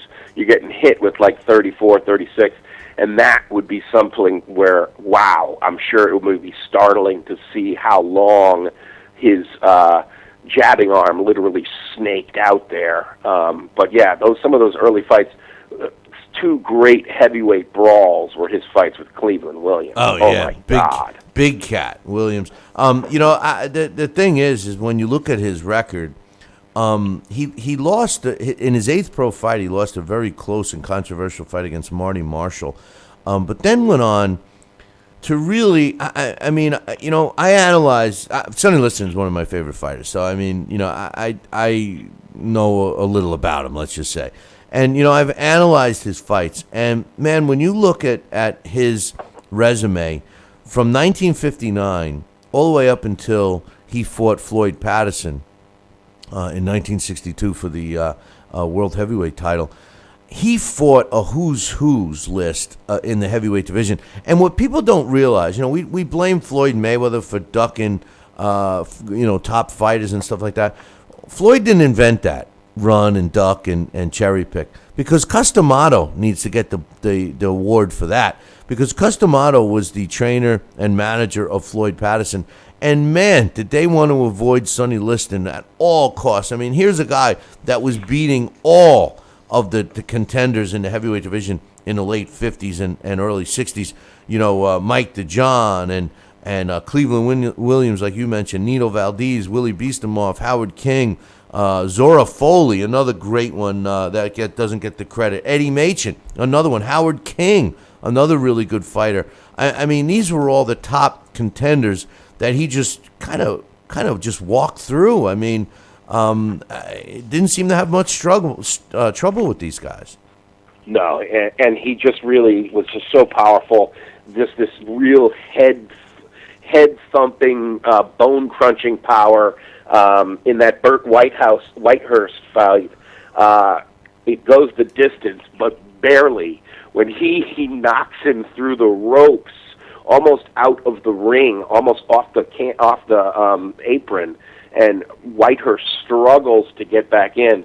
That knockdown is just a scary knockdown. Of the power of Liston, it really was pretty amazing. That's why what he did, what Cassius Clay did against Liston when they fought the first time, it was just so remarkable. People assumed he was going to kill him. But yeah, he also had the win over Zora Foley, Eddie Machen, Cleveland Williams, 2 victories over him, Ernie Terrell. Oh no, I'm sorry, Ernie Terrell was just an exhibition. But yeah, Floyd Patterson, it was actually John F. Kennedy who urged Patterson to fight Liston, and Patterson came back to Catskill and was like, well, Cuss, I want to fight Liston. And Cuss was like, no, I don't want you to fight Liston. Liston will beat you. He's like, yeah, but the president wants me to fight him, because they had met, and Kennedy really did suggest that, hey, are you going to fight him? And he said, yeah, I will. So he went good on his promise. Didn't work out so good, and he knew it wasn't going to. He actually brought a disguise to the fight, because he knew he was going to be ashamed, and hoping that maybe he could skulk his way out in a disguise after Liston brutalized him. And that's a great segue for a point I want to make. I'll never forget, and it's embedded in my mind that I could see it right now, just because I'm thinking about it. The look of sheer terror on Michael Spinks' face during that walk when he had to go out to fight Tyson. I mean, I'll never forget it. He was, you could see the fear in his eyes, and subsequently, the fight went 30-something seconds. But the truth of the matter is that, Mike Tyson used to scare opponents before the bell rang. The fight was almost over before one punch was thrown. Well, long before Mike Tyson did it, Sonny Liston did it. Sonny Liston was an intimidating guy. He had that stare. He very rarely smiled. He those sunken eyes, the way he would look at you. I got this great photo of him with no shirt on at a blackjack table, just giving the famous Sonny Liston look, and it's intimidating just to look at the picture. I keep it under another book because it scares me so much. I mean, it's it's intimidating, and he was an intimidating guy, and fighters were just scared of him. And you could see why, because he didn't mess around. He beat Floyd Patterson in both fights. He knocked him out, and I mean, he won the title and then defended the title, and didn't spend 6 minutes total in both fights. I mean, he knocked out Floyd Patterson cold in both of them to win the fight. And then his first world title defense was against the then named Cassius Clay in 1964 when Ali was 19-0. And that's an interesting fight. There's a lot behind that fight, Alex. Yeah, I mean, that first fight was, a whole little bit of boxing history by itself. I mean, of course, you had going into it, the build-up was incredible because that was part of Ali, was that when you fought him, you weren't just part of a boxing promotion, it was part of an event. And it actually worked in Ali's favor because, and this again, Burt Sugar talks about this in a lot of the interviews you see from him, was the only kind of person that a person like Sonny Liston would be afraid of is a crazy person. Exactly. And that's what Ali made himself certainly appear to be. He drove his bus to, he had a tour bus, and he drove the bus to Liston's home in the middle of the night and was out on Liston's front lawn trying to intimidate him, trying to stir up the fight. He had gone to, and evidently this turned out to be completely staged, but he had gone to a casino where Liston was playing blackjack. He went to the tables and started harassing him, saying, "Come on, fool, come on, fool." And Liston actually pulled out a gun and started shooting at him, and found out later that it was just a starter's pistol that was filled with blanks. But, of course, the build-up to this fight was enormous. And they did. I mean, at the weigh-in itself, that Ali's blood pressure was 200 over 100. They were afraid the fight wasn't even going to happen. He had himself whooped up into such a frenzy. That gun story. I talked to a bartender who was one of the bartenders. He at the time he was a young bartender at the casino that's no longer there anymore. And when we did our show out at the in Vegas for that week, a couple of years back, I ended up meeting one of the bartenders, and he told me, and I asked him about it specifically. I said, was it staged? There was rumors that it was staged. And he said no. He said nobody knew about it. And that was the only time that he ever saw Sonny Liston smile. Wow. And it was the only time that Muhammad Ali ran. He literally ran out of the casino. And, it shocked everybody. Of course, the security was all there in a heartbeat. But Sonny Liston was laughing, smiling and laughing. And all these people, because, obviously Sonny Liston lived in the Vegas area, and all these people that had seen him never even saw this guy smile. And that was like the only incident during the promotion of both fights where Sonny Liston actually got the upper hand, had the upper hand, because every other time, you're exactly right, the biggest fear that Sonny Liston had was that Muhammad Ali was a total nutcase, and he was a little nervous of that. He wasn't scared of any regular person, but somebody that doesn't have his faculties together, Sonny Liston was a little hesitant on, and that's why a lot of people feel he lost the fight. There's other theories behind it as well, but I'll tell you what, Alex, let's take a short break right now, and then when we come back, we'll talk about those two fights and some of the theories behind it. And we'll get into some other stuff. How does that sound? Sounds great. We'll be back in 2. The Billy C. Morning Show will be right back. Part of the Billy C. Boxing Network. Broadcasting in all corners of the globe, on the web and radio. He would scoff at a stretch of that man, I would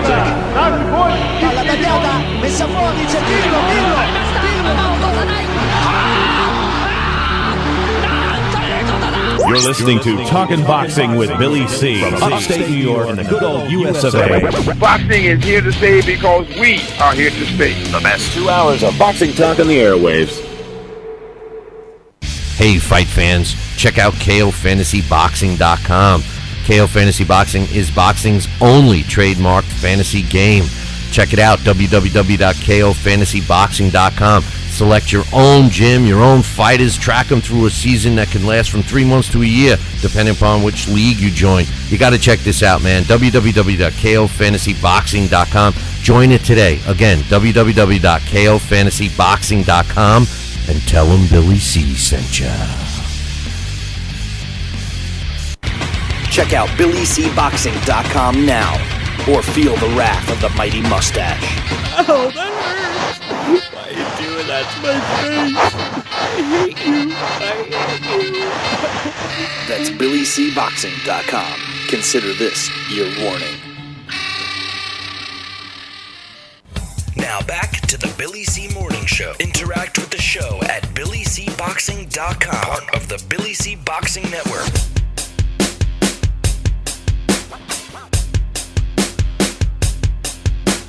And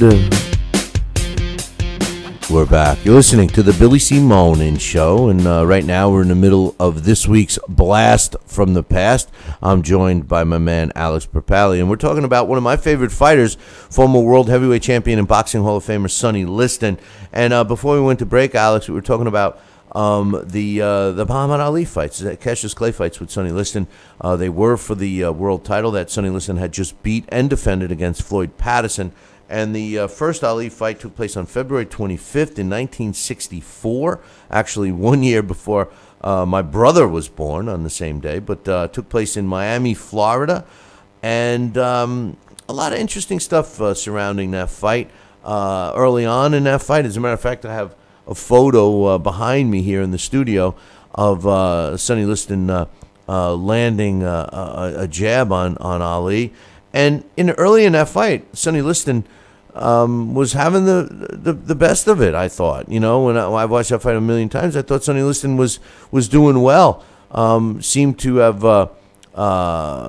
shot his load, so to speak, and I don't know, was it frustration? Was he told to stop? One of the weirdest stoppages. You know, he's sitting in a corner. He says, "I can't go on." No, come on, Sonny, come on, you go on. I said I can't go on my shoulder. Okay, it's over. You know, I mean, he put his foot down. That was it. Didn't get up on the stool. For a guy as mean and tough as he was, to quit on his stool, especially for me as a Sonny Liston fan, was kind of disheartening. Yeah. Oh, I'm sure. Yeah, definitely. I mean, for me, we have different takes on this fight. I definitely do think that when you go back and watch it, you definitely are going to, like boxing, I don't know, I always think of boxing as when there's not knockouts, boxing's a lot like figure skating, because it's all open to interpretation. And but, I mean, when I watch it, to me, what I find very noticeable is that, one, Ali is a very big guy. He is not Floyd Patterson, that Liston is just going to barrel over. Ali, the speed of Ali is amazing. And right, at that time he's Cassius Clay. It's the next fight that he's Ali. He embraced Islam within a few weeks of that fight, actually. And he changed his name in like the post-fight presser and the next few days. He's making him miss quite a bit. I think that's where Liston dislocated his shoulder, and he did go in the papers. The next few days, he had a doctor confirm that he had dislocated shoulder. But we've had doctors confirm that Evander was having a Evander Holyfield was having a heart attack. Remember that after the Michael Moore fight. So, but not only that, the doctors confirmed that he had heart damage and he couldn't continue anymore. And then then it got healed by a fate healer. Right, So you never know. Right. Heavyweight boxing is its own world. You're right. And when you can get confirmation from a doctor that your faith healed your heart when they couldn't, what can you say? Pretty good. Yeah, it's pretty good data. But so Clay cut Liston in that fight, and then one of the things that happened is as the shoulder was getting sore, and this was something that perhaps Liston Corner had done before. They had Zora Foley had complained about this, and even Cleveland Williams had complained about it. They used liniment in the corner for his bad shoulder, a mixture of alcohol and wintergreen, supposedly on the shoulder. That eventually gets into Ali's eyes. Ali wanted the fight to be canceled. He couldn't see. He wanted Angelo Dundee to just cut the gloves off. The pandemonium in the corner got the attention of some of the Muslims that were there, that were friends with Ali, or they thought Angelo Dundee was actually trying to pull something and make it so that Dundee wasn't going to let Ali win. And Dundee, I guess, to prove to them that no, something's weird's going on, put his finger in Ali's eye and then put it into his own eye, and definitely something he claimed that definitely there was some sort of foreign substance. So Ali, one of the other things that made him just an amazing human being, he goes out there, fearlessly and blind against one of the most fearsome punchers on the planet. And so, I mean, to me, that was the thing about it, is that what played out in that fight was that a person who could not be bullied undid a bully and undoes him by making him miss largely. But you're right. I mean, like so many other fights, there's actually an undercurrent that includes the black Muslims, that it went back to Liston's prison days, and that the Muslims always wanted a champion, a heavyweight champion. That was one of the reasons why Liston was sort of willing to lie down in order to get the title to change hands. So, there's a lot of controversies about that fight. And if you read the Devil and Sonny Liston book, you'll read what I feel makes the most sense of this, because Sonny Liston made more money to not win either of those fights, and continued to have a piece of Muhammad Ali up until his death, which is a very interesting theory, but and I actually believe it. But and there was the Frankie Carbo connection with Liston. I mean, I don't know. I mean, other than those two fights, the two Ali fights, I don't think there is any rumors that Liston was in the tank on this fight, or his opponent was on certain fights. I don't think there's any. If you read, there is the specter of his whole career, because that's the guy who was managing him. If you read that book, they come up with some great theories and back it up. It's worth the read. I mean, it's all about that, and it's worth the read. But nonetheless, Muhammad Ali did beat the bully, got the bully to quit on his stool, which set up the rematch a little less than a year later in Lewiston, Maine, which incidentally, the same place, which isn't called the St. Dominic's Hall anymore, it's called the Multiplex Center. The very next fight that was done in that, and I always tell everyone this, was me. I did it. And it was actually the return of Oleg Moskayev, when he had retired, then came back, and then ultimately won the world heavyweight title. That was his first fight back. He was our main event. And interesting fight that was, because that goes in the record books as a first-round knockout. There was a lot of chaos in that fight too, Alex, including the referee, who obviously everyone knows as a former champion himself. But he lost control of the fight, actually let them continue after Sonny Liston got up, then waved it off because he realized he didn't get the count right. Tell us about that one. Yeah, it really was crazy, and it really was one of those things where it's hard not to blame Jersey Joe Walcott for much of it. Walcott was the referee. There was I guess the neutral corner. One of the rules was somewhat new, but I'm not sure if that. At least I heard that in one of the things I was reading, or one of the documentaries I looked at. That is confusing to me because the count is not started, or at least Walcott didn't think to start the count. Well, first of all, the punch itself, people still refer to it as a phantom punch. There is a little corkscrew of a right hand that catches Liston coming in. So, of course, a punch that hits you while you're moving forward is going to have double or triple the power on it because of just the physics of that motion. Also, if you look closely, Liston's foot was in the air when he gets hit. So it was the perfect landing. It doesn't look like Liston was that hurt because he starts to get up right away. That's the part where things get screwy because then Walcott steps in. Ali now goes into just celebration mode and is like, oh my God, I knocked him down in the first round, look at this. And he's jumping all around. Walcott is very busy trying to get Ali to a neutral corner. When he finally does, Liston has made it to his feet, and he goes over to get the count from the alternate referee who's outside the ring, who actually I think it was, might have been Nat Fleischer who was actually counting, or one, because he was one of the people at ringside who, when Walcott comes over and says, what's the count? He says, it's been 10, it's over.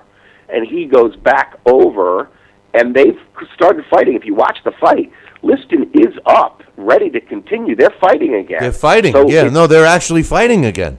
Yeah, so it's one of those things where it's like, boy, you almost wish that he just said, okay, continue, forget it. I screwed up. Well, I think that would have been the right thing. Yeah. Now, the thing about it is that Liston, the rumors were that Liston was not in shape. The fight had been postponed once. The fight had been moved. It was going to be in Boston, and then Ali got a hernia that needed to be repaired. So the fight was postponed.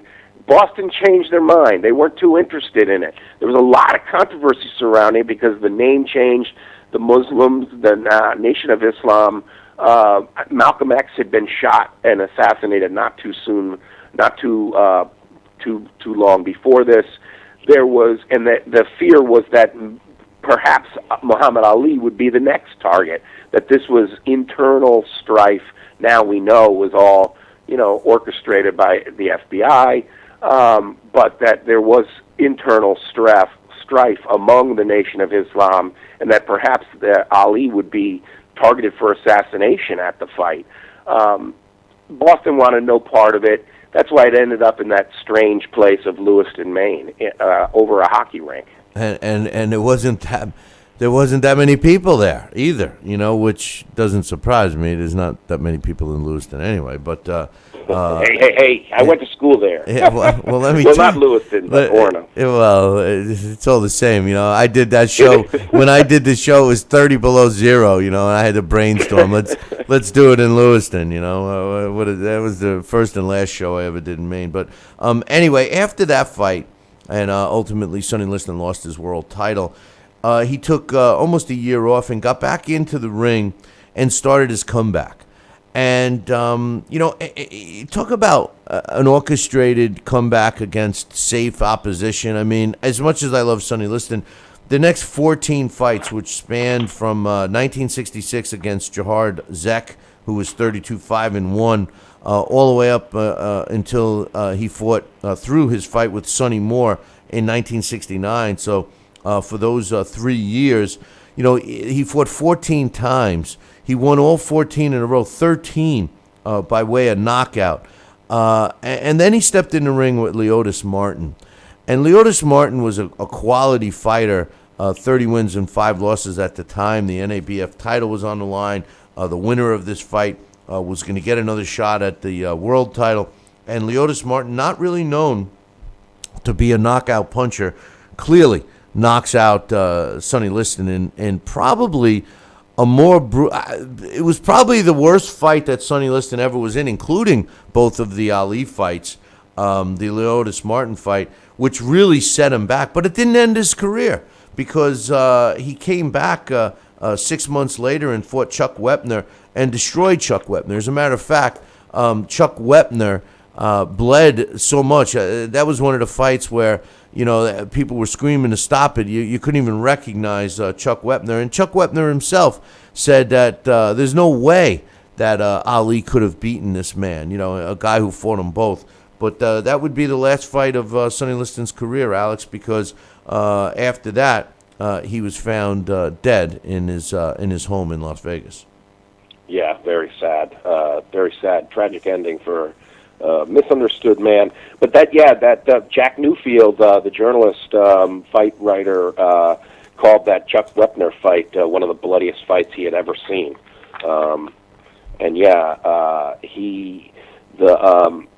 That Leotis Martin, Sonny Liston, Jerry Corey, Joe Frazier, those guys, it was sort of a round robin of them after Ali went into exile to see who was the heavyweight champion. And we know, of course, it was Frazier who emerged from that group. But yeah, the Leotis Martin, there's no question about that. That knockout was something, the big right hand that puts Liston down at the end. Mamma mia. Yeah. And that's the thing about him, is that he definitely had a chin, because even though the two defeats to Ali, they are like he succumbs to Ali. They were more broken will than broken body. Exactly. The other losses that he has, man, that Leotis Martin loss, that was a broken body.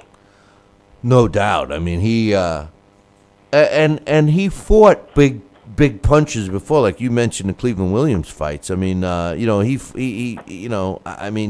in there and had been hit. So yeah, it was a great punch by Martin, and that was the end of that. But he came back, and that Chuck Wepner fight was the inspiration of Rocky. Even though Rocky did steal the whole Chuck Wepner story, but that's a whole nother lawsuit.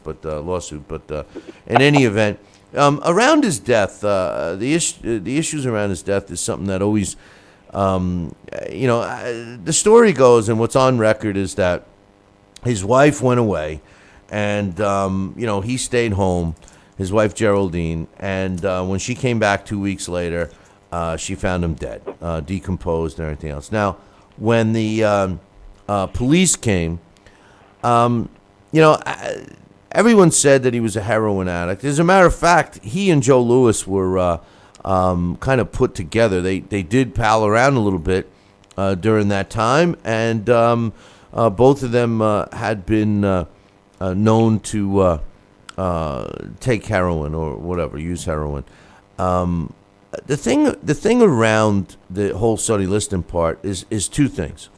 Number one, he was scared to death of needles. This was a guy that was such a vicious man in life, but he could never. They literally had to knock him out to take blood from him. He was scared to death of needles, and the investigation claimed, and that's what they said, was that it was an overdose, and they claimed that he had, even though his body was decomposed, they felt that they found track marks on his arms and everything else.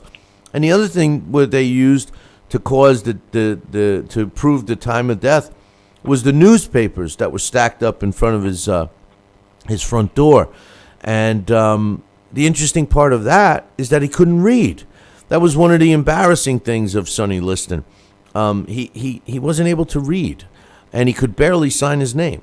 So when they take those two things, and those were the factors that they marked as the cause of death and the time of death, seemed to be a big question mark in my eyes. And, obviously we'll never know, but it's always made me wonder, if you can't read, why are you getting a newspaper delivered to your house? Are you just looking at the pictures?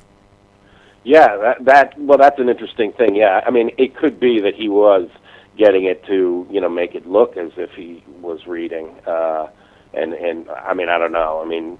But yeah, the paper had been piled up from December 29th, and his obituary, or at least the death notice, is January 7th, 1971, and the papers were there from the 29th.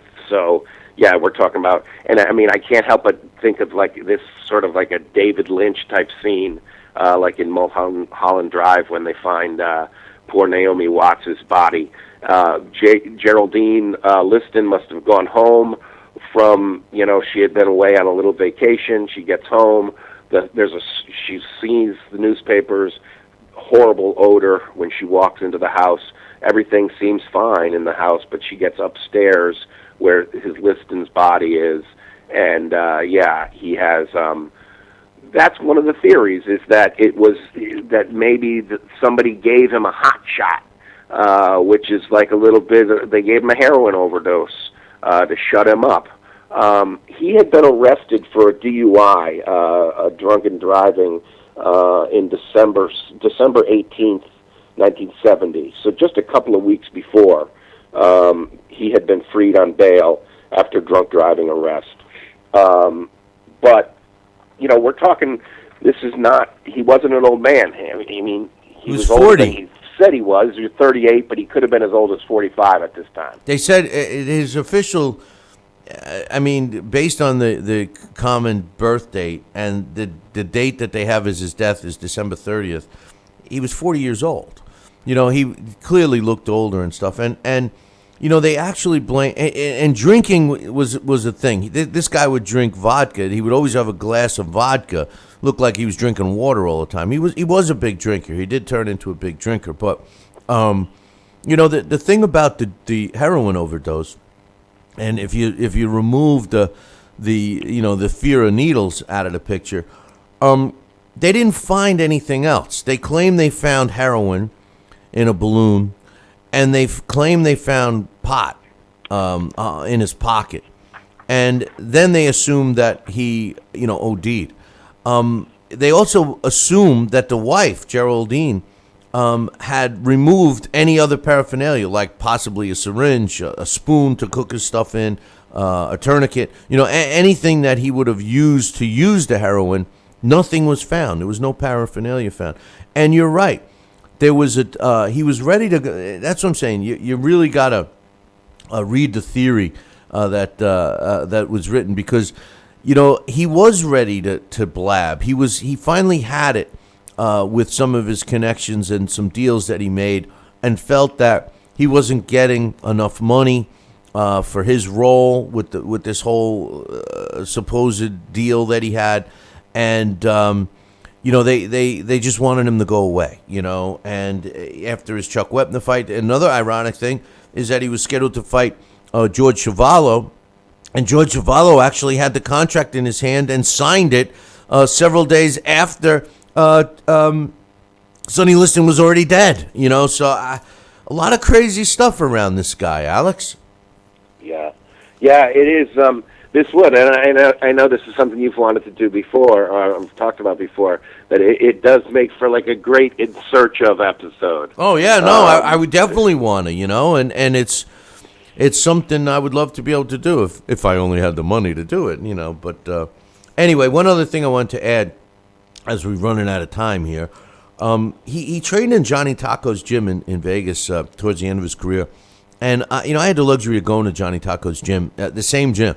Obviously, it's owned by someone else now, but it's in the same condition and stinky and disgusting and extremely hot as it was when Sonny Liston fought. And I'll tell you this, anybody that trains in Johnny Taco's gym in Las Vegas, you're going to have to get a mean streak, because just to put up with the conditions in there would turn someone mean. I could see Sonny Liston and Johnny Taco's gym being a perfect fit for the type of person Sonny Liston was, and the way that gym is. No air conditioning. There's no fresh air. It's a boxing gym. You walk in that place and you're like, God, I love it. As terrible as it is, it stinks. It's hot. It's old. God, I love this place. That's the way it is. And whoever's been there knows what I'm talking about. But anyway, any other final thoughts before you tell us about the title bout championship matchups? I did want to say that the title bout championship boxing game results very similar to what we've been seeing in some of the champions we've been doing in the last couple of weeks against the current undisputed heavyweight champion of the world, Tyson Fury.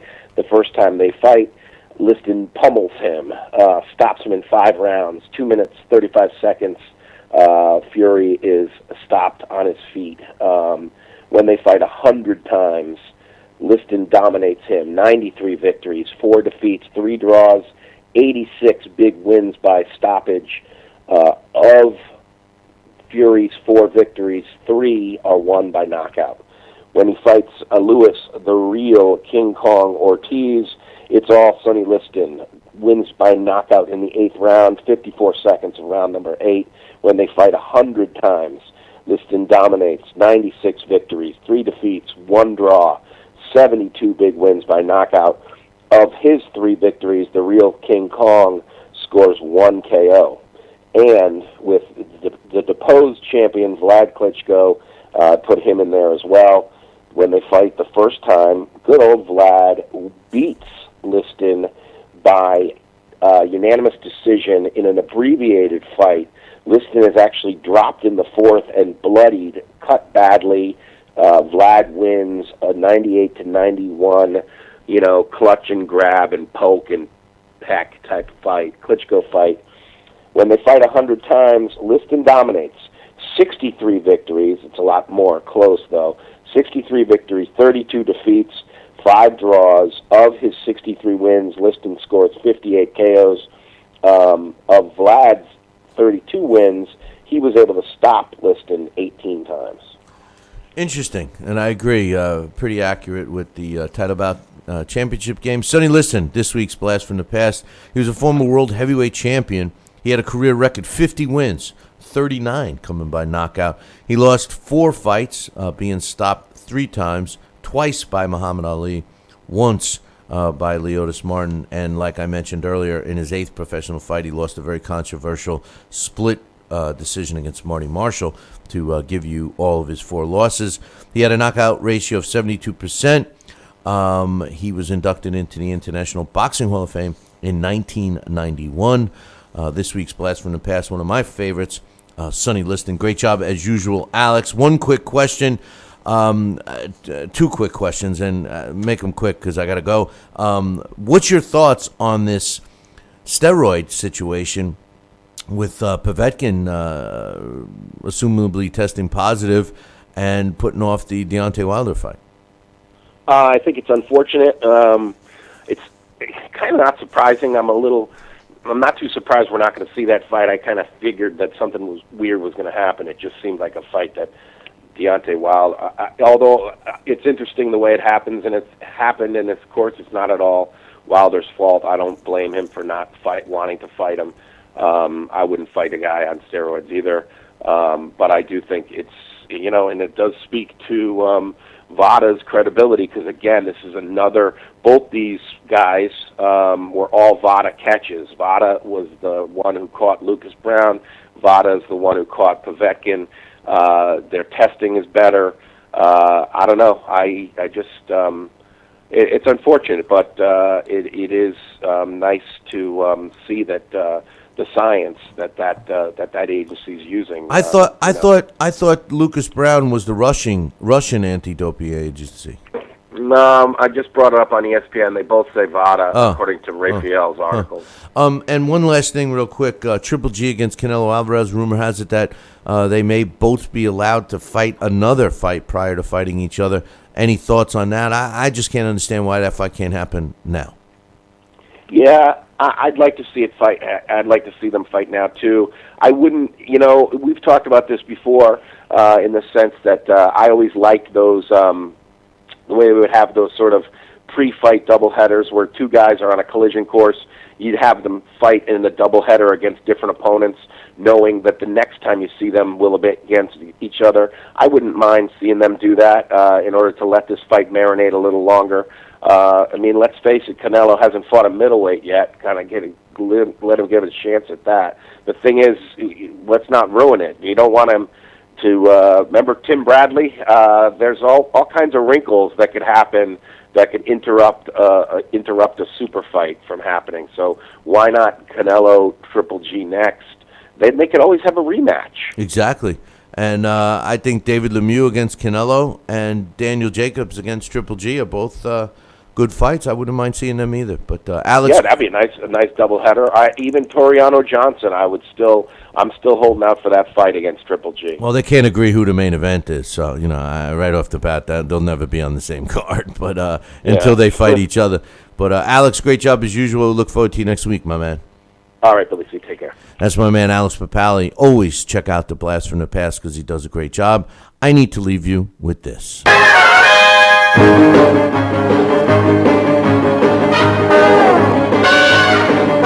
Thanks for joining us this morning. And don't forget to tune in same bat time, same bat channel next time. Until then, ciao, baby.